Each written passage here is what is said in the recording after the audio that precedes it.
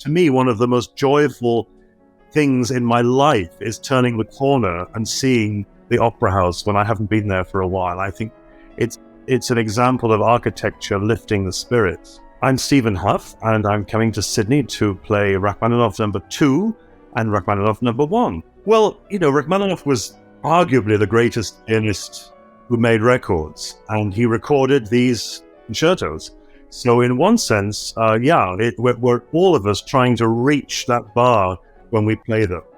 But of course, we're not, because they're great enough pieces to be able to take different interpretations. The first concerto was written after the third.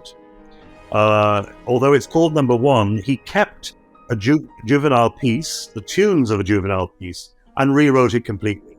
But he realized that there was something in there, and he realized that there was actually another piece to be made out of that. So it's completely and utterly refurbished. So that's what makes this really fascinating. It's the second that's the less mature piece, and the first that's the absolutely mature piece.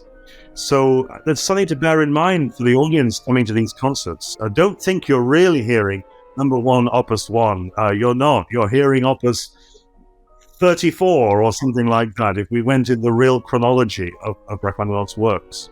The second is very friendly. It's warm. It's good-natured, good, healthy romanticism.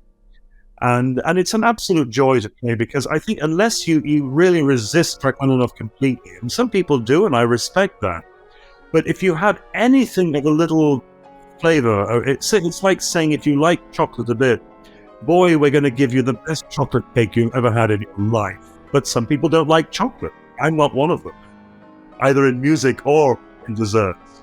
So the first, in this final version, and in this revised version, it's more lean. I mean, it's more like a souffle, if you like, than a heavy chocolate cake. It's got the orchestration is much more transparent.